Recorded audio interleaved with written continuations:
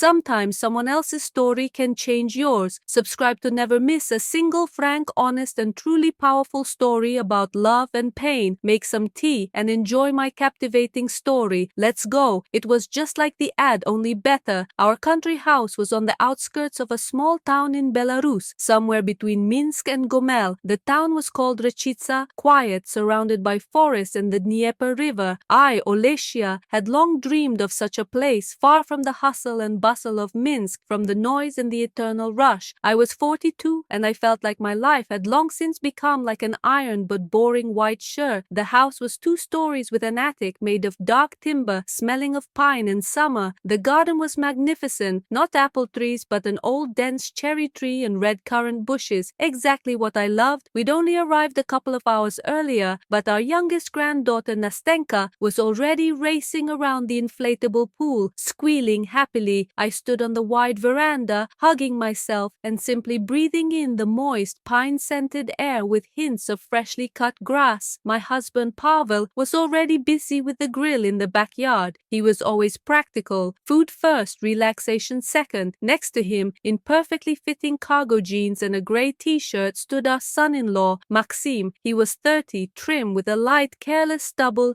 and eyes that always seemed to see a little more than they said.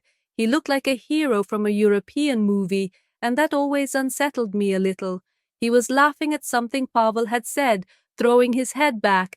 His laugh was low and confident, and I felt my hand involuntarily adjust the thin silver chain around his neck. I was wearing a light blue linen sarafan dress with thin straps, barely covering my knees, and elegant leather clogs with a small heel. I'd always wanted to look not like a grandmother, but like a woman who loved herself. My daughter Katya was sitting on the veranda, as always, with her laptop. A freelancer, she could work from anywhere, but that meant she was always working. I sighed. Routine haunted us even here.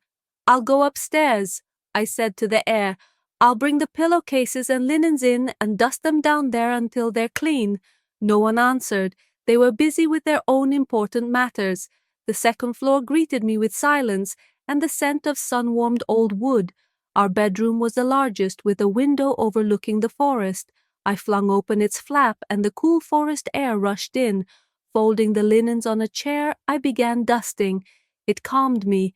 There was something cathartic about this monotonous work, perhaps. When the stairs creaked, I didn't immediately turn around. Katya must have forgotten her exercises, but their footsteps were different, measured, heavy, masculine. I straightened up. My hand instinctively adjusted the strap of my dress. Maxim appeared in the doorway. He held an empty mug of compote. "I just came up to ask," he said. "Where's the spare key to the shed? Pavel can't find the grill grate." He stood in the threshold, but his presence was felt in every corner of the room. I wiped my hands on the hem of my dress and tried to speak calmly. "It should be in the drawer by the entrance on the nightstand." "I know," he replied, and in that pause, when he didn't look away, tension hung in the air. He slowly closed the door behind him. The click of the lock was soft but deafening. "But you understand why I'm really here, Olesia. My world was squeezed into this room. Bees buzzed outside. From below I could hear Nastenka's distant laughter and the hissing of coals in the grill. I stood in the middle of the room, holding a starched pillowcase in my hands, feeling my breath clear. I couldn't even tell if I was surprised or if this was what I'd been expecting. Maxim and I always joked, exchanging long glances that lasted a second longer than necessary. But it was always part of the family flirtation, an innocent game. "Maxim," my voice sounded hoarse, "your father-in-law is waiting. The meat will burn. Pavel will handle it just fine." He interrupted. His voice was even, almost soothing. "You know, Olesia, I've been wanting to talk to you alone for a long time."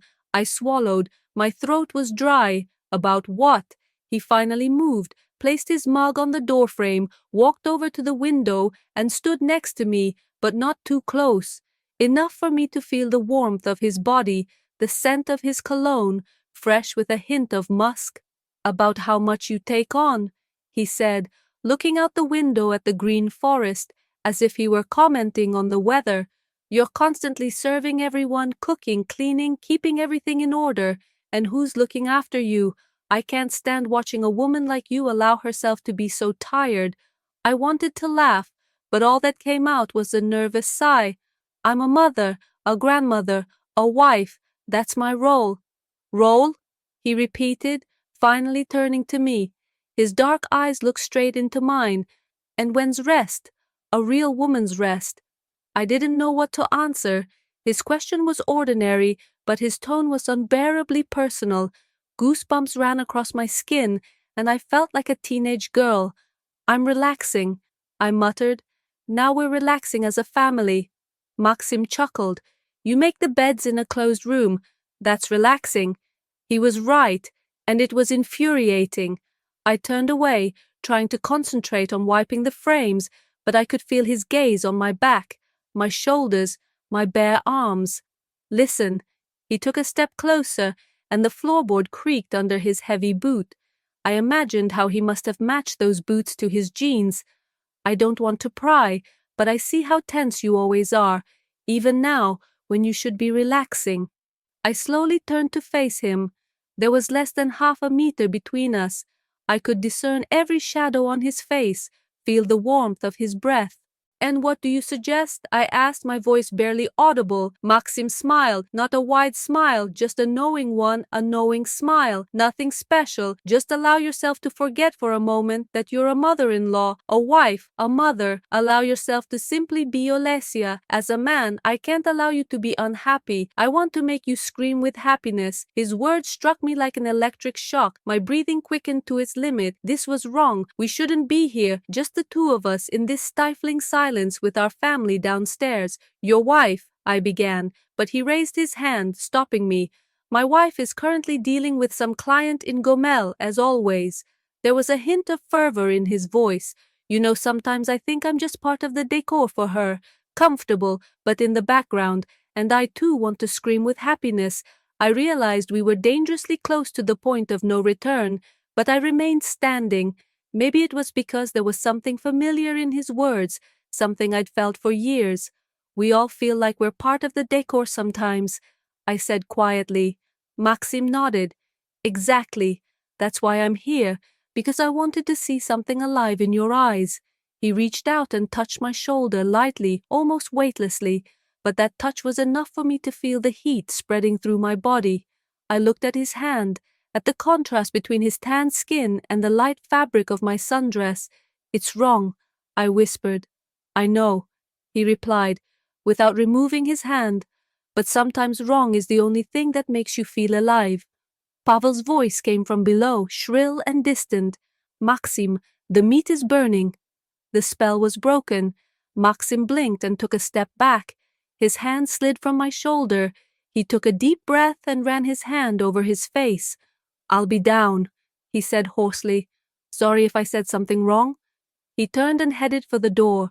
Already at the threshold, turned around. Olesia, oh, he called quietly. If you want to talk more, I'll be here, always nearby. He left, and I was left alone. The mug remained on the dresser. I understood that the barn key and the milk had nothing to do with it.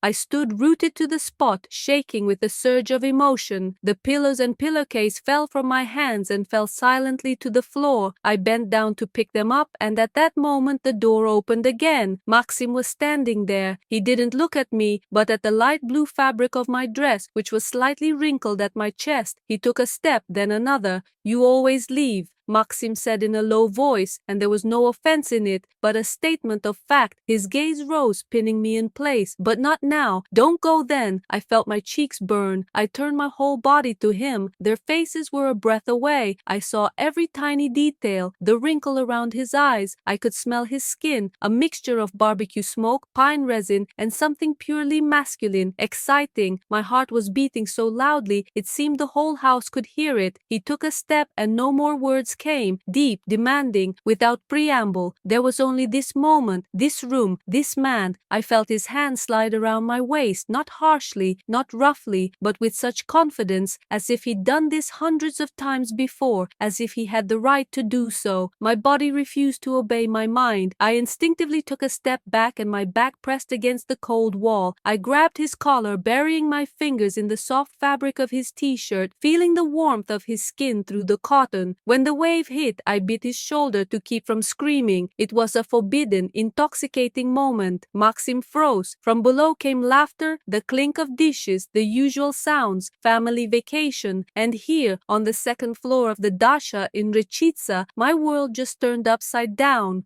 I stood by the window, feeling the trembling of my fingertips where just a moment ago I'd been touching his hair. My light blue sundress was wrinkled, but that was the least of my worries. The pillowcase lay on the floor like the abandoned flag of a surrendered fortress. Peace returned suddenly, abruptly, like someone pulling a switch. I heard Maxim, already downstairs, call out loudly and casually to the wall. Outwardly, nothing had changed. I went downstairs, finished my chores in the kitchen, washed my hands, but inside, a quiet, insatiable fire burned. The world truly had become brighter. The cherry tree in the orchard, still green, seemed incredibly juicy, the foliage dazzlingly green, and the sky above the river was achingly blue, as if someone had photoshopped it. I woke up that morning with a lightness I hadn't felt since my college days, when the girls and I went to a festival in Brest. I wanted to sing and dance, and this joy was physical, almost painful. Pavel noticed it right away. We were sitting on the veranda that evening, and for the first time in a long time, I wore not just lounge clothes, but a long chiffon dress the color of ripe lingonberries,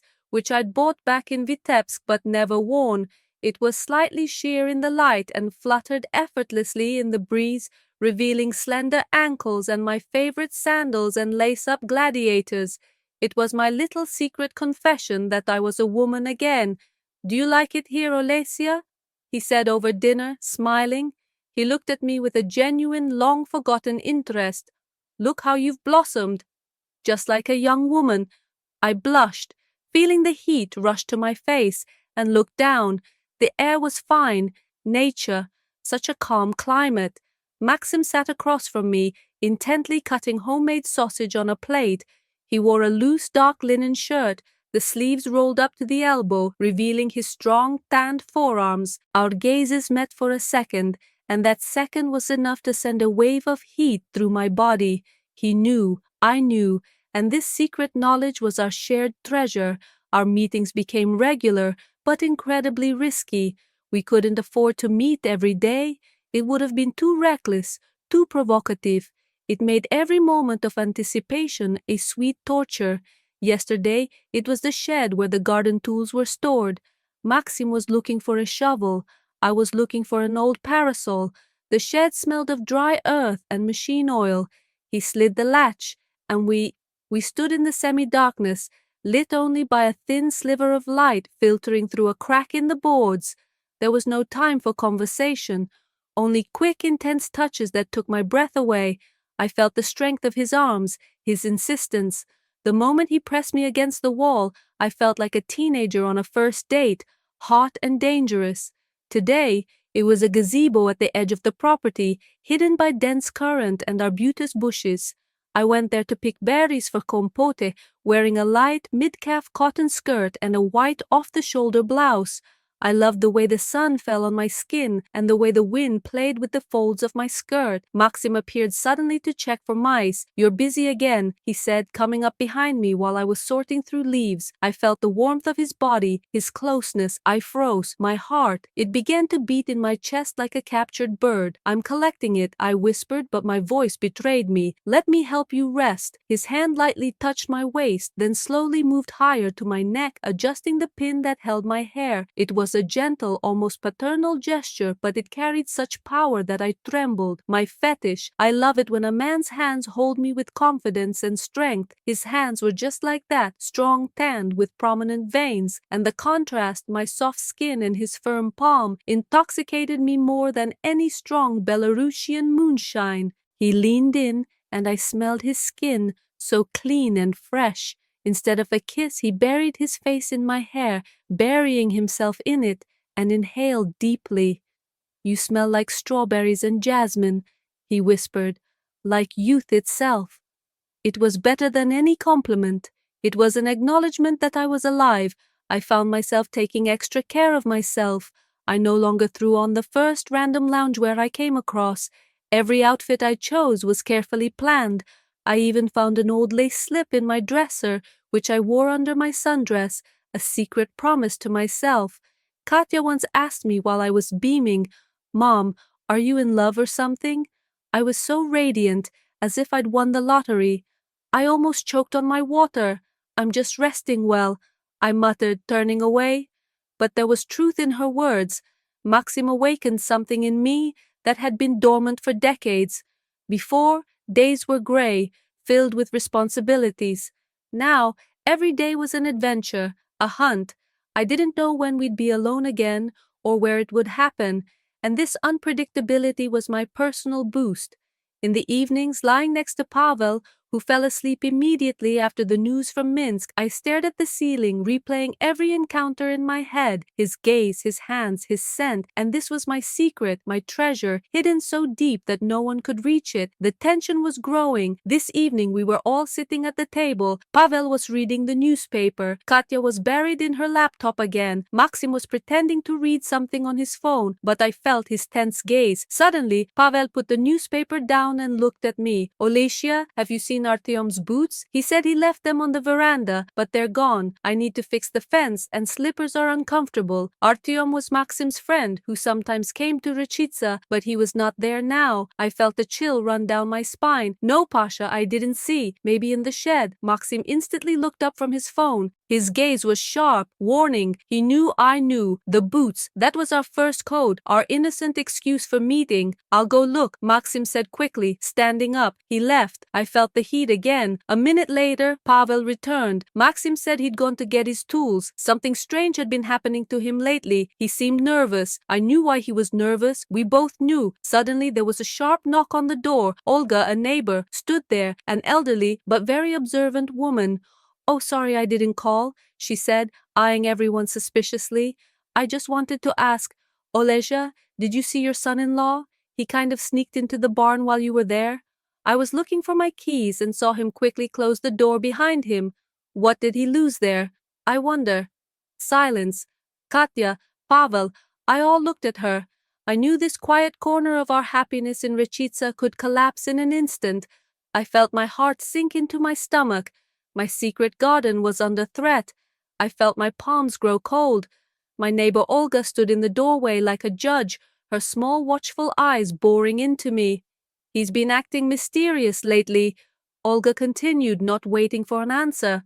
"He locks himself in the barn, then sits alone in the gazebo, like a conspirator. Is he looking for treasure there?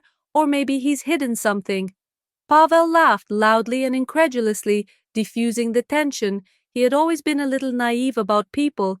"Olga, what treasure?" He waved his hand.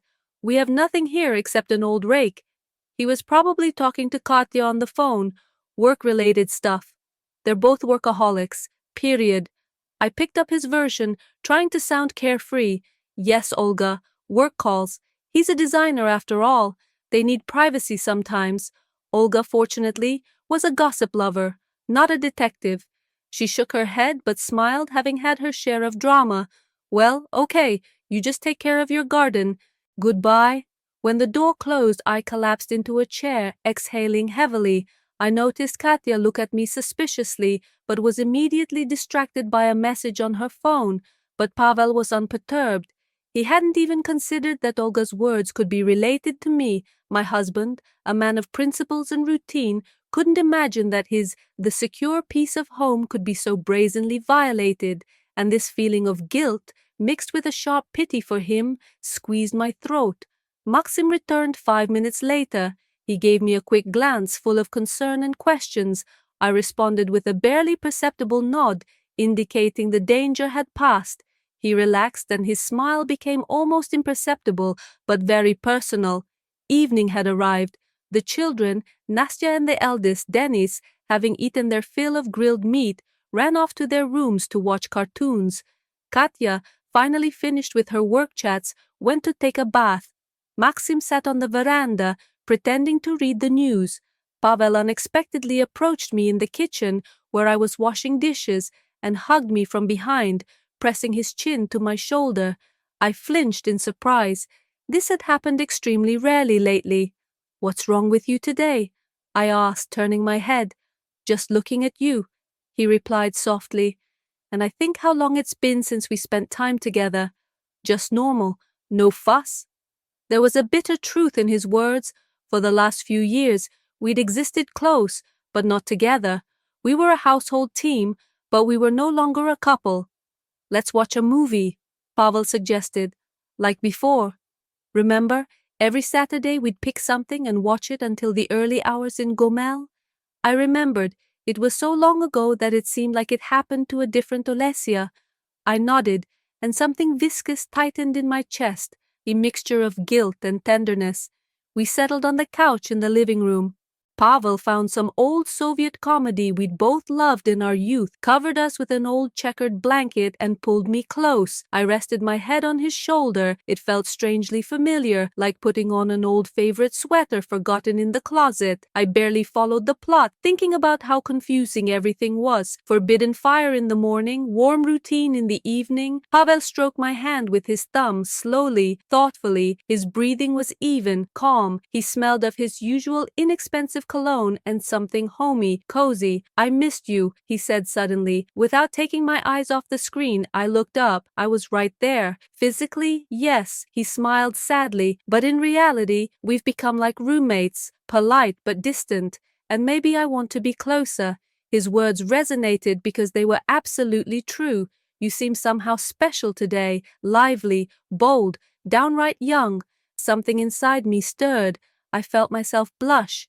And it hurt. This new liveliness was a gift from Maxim, and I was using it for my own husband. I didn't know what to say, so I simply pressed myself closer to him. The movie ended, but we didn't move. Pavel turned off the TV, and a thick silence fell over the room. "Let's go," he whispered, standing and extending his hand to me. We went up to our bedroom. Pavel latched the door, and this gesture, so intimate, so long forgotten, took my breath away. He came to me, hugged me, and buried his face in my hair. "You know what I realized here? At the dacha," he asked quietly, "that we'd lost something important, and I wanted it back." He kissed me slowly, tenderly. My chiffon sundress slid softly to the floor. Pavel was attentive, caring. I closed my eyes and allowed myself to simply feel, not think, not compare, just be here, now, with the man I'd spent most of my life with. When it was over, we lay entwined, and Pavel kissed my shoulder. "It's been a while," he murmured. "I love you, Olesia. I know I don't say it often, but I do." I felt tears welling up in my eyes from the complexity of it all, from simultaneously feeling like a traitor and a beloved wife, from the world inside me split into two parts, both of which seemed real. "Me too," I whispered, and it wasn't a lie. I loved Pavel with that quiet, deep love that comes with age. Pavel fell asleep quickly, holding me. I lay there, listening to his even breathing. The trees rustled outside the window. Somewhere very close, probably in the next room, Maxim and Katya and the grandchildren were sleeping. My whole life, so complex and tangled, fit under the single roof of this country house. I closed my eyes and smiled in the darkness. Today I was happy, quietly, at home, but with a new, acute awareness of being alive again. But this new feeling had come at an exorbitant price, the price of betrayal and secrecy. The night after intimacy with Pavel was surprisingly calm. I woke up with a feeling of perfect emptiness and peace, as if the two halves of my soul, the calm wife and the passionate woman, had temporarily reconciled. But I knew this peace couldn't last forever. In the morning, I put on Pavel's white cotton shirt, which was a little big for me, and short linen shorts. It was clearly casual wear, but I felt especially feminine in it, like his wife's unique uniform. Maxim was sitting on the veranda, drinking coffee. He was wearing a simple blue t-shirt and sweatpants. He looked rested and unapproachable, as if nothing had happened. When our eyes met, he tilted his head slightly, and the gesture conveyed more intimacy than his words. A trip to the bathhouse was planned for today. In the small village of Vasilevicha, not far from Rechitsa, our friend ran an excellent bathhouse complex called Srup on the shore of a lake, complete with a real steam room and a cozy relaxation room. I need to relax like a man, Pavel decided, his eyes shining with anticipation. It was the perfect plan for our secret. Katya declined, citing work. The children stayed with her. The three of us, Pavel, Maxim, and I, rode. The road was dusty but picturesque. I sat in the back, watching the strong necks of both men. At one point, while Pavel was distracted by a call, Maxim quietly reached back and touched my ankle. It was a momentary, barely perceptible touch, but an electric shock ran up my leg. I swallowed, afraid Pavel would hear my sudden sigh. The banya was superb. The log cabin smelled of pine and juniper.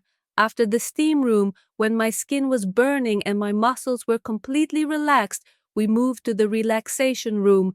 It was a Belarusian-style room, with a massive wooden table, benches, and soft diffused lighting from lamps styled to resemble antique lanterns. We drank homemade herbal tea with honey. Pavel was cheerful and chatty, telling stories about his youth in Mozart. He was relaxed and happy. I looked at him and felt another pang of guilt. He deserved the truth, but I couldn't give it. I put on a long terry cloth bathrobe, white, very soft, yet slightly translucent. As I sat cross-legged, I felt a sense of freedom and my own beauty. I loved the way the robe clung to my damp shoulders and collarbones.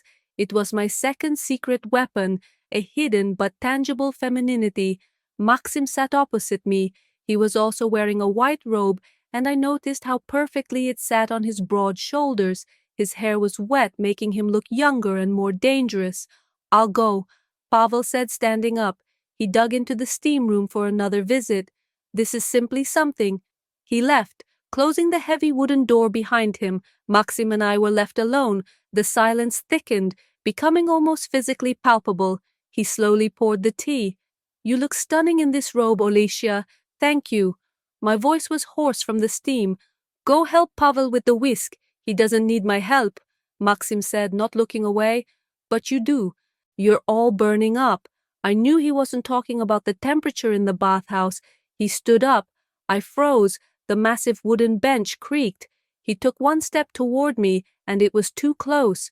His robe opened a little more than necessary, revealing a strong torso and tanned legs. I looked away, but I couldn't help but notice the definition of his muscles. This was my other weakness, masculinity in its purest form. "We need to talk about what's going on," I whispered, trying to keep my voice stern. "We will talk," he replied. Maxim leaned over. I felt the warmth of his breath against my ear. "I can't forget this moment, Olesia." His voice was quiet, like the whisper of fire. "I can feel how much you want this. Don't pretend. Your eyes, they're burning." He didn't kiss me. Instead, he slowly raised his hand, tangled it in the hair at the back of my head, and gently pulled it back, arching my neck. It was a controlling, authoritative gesture. My robe was soft, but I felt my skin grow cold beneath it.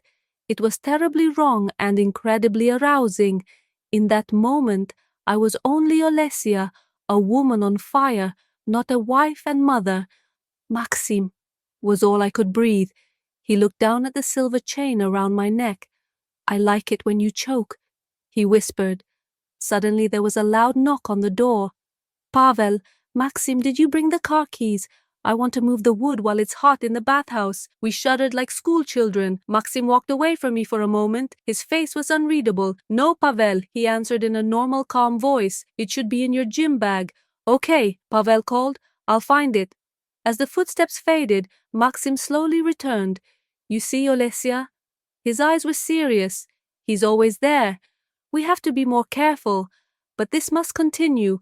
He made a sudden movement, pulled me toward him, wrapped both arms around my waist, pressing me against his body. He kissed me quickly, roughly, hungrily. I felt his hot lips, the scent of sweat and linden.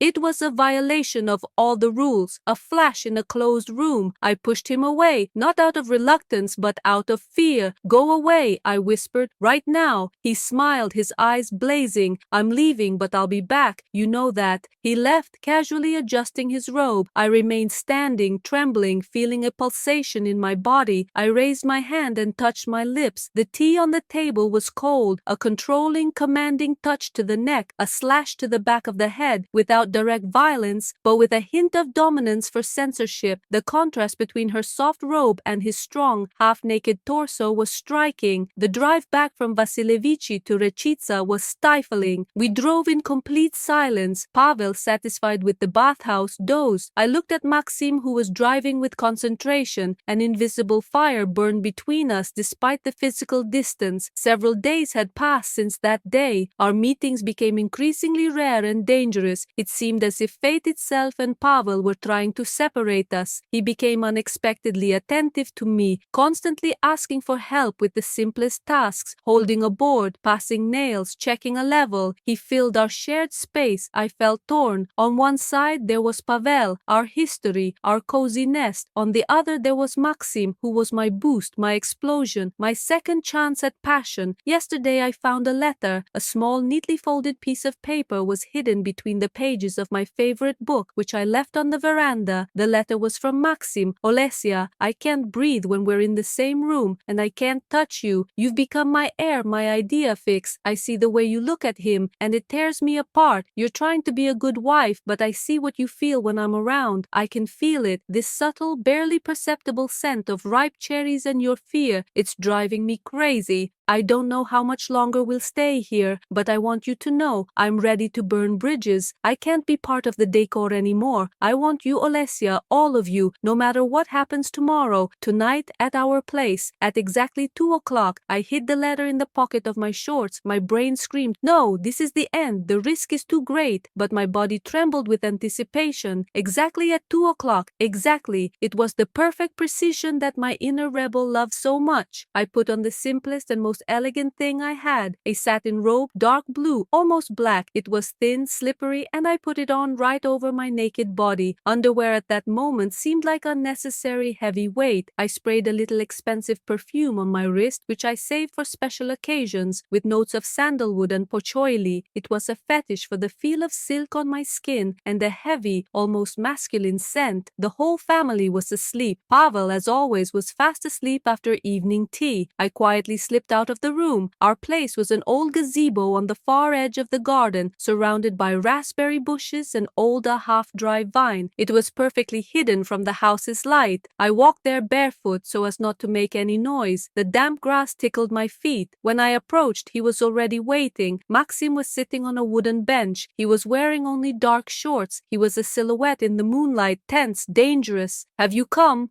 he whispered, and there was weariness and triumph in his voice. "You're crazy, Maxim," I whispered in case Pavel finds out. "Quiet." He stood up abruptly and covered my mouth with his hand. No names, no thoughts of him, just us. His palm was hot and smelled of tree resin. He pressed me against the cold wood of the gazebo. "I can't pretend anymore," he said, pulling his hand away. He began kissing me hungrily, demandingly. My satin robe slid off one shoulder. I clutched his shoulders, feeling the wetness of his skin. It was the culmination of all our secret encounters, quick, desperate, on the verge of panic and ecstasy. The forbiddenness of place and time was more intoxicating than any wine. When everything died down, we lay on an old bench covered with a blanket I had discreetly brought. We breathed in sync, listening to the sway of the trees and the rustling of the leaves. "Go away," I whispered, feeling the weight of his body, which was incredibly sweet. "I can't," he replied, burying his face in my hair, and then the phone rang. Sharply, loudly, somewhere very close. Maxim jumped up as if scalded. It was his phone, which he apparently forgot to turn off or put on silent mode. The name Katya, his wife, was brightly displayed on the screen. "Damn!" he cursed dully, and the sound was deafening in the silence of the night. He abruptly walked away from me, frantically getting dressed. "I have to take it. She never calls at night." "Take it," I whispered, trembling. "Quickly." Maxim answered the call, taking a couple of steps away from the gazebo so I wouldn't hear the words. Meanwhile, frightened and half naked, I tried to put on my robe, but my hands wouldn't obey. I only heard snatches of his conversation. His voice was instantly calm, the businesslike voice of a son-in-law and husband. "Yes, Katya. What happened? Are you sure, Pavel? How did you fall?" Pavel's last word rang out very loudly, with genuine horror. Maxim turned to me abruptly. The moonlight fell on his face, and it was pale and distorted. Olesia. His voice was metallic. Pavel is ill. He fell down the stairs. Katya said he's not breathing. We have to run. Now. My world collapsed. The satin robe slipped off my shoulder. I stood barefoot in the damp grass, stunned and terribly guilty. At that moment, when I was happiest and most unfaithful, my husband, the man I loved with all my might, lay somewhere in the darkness.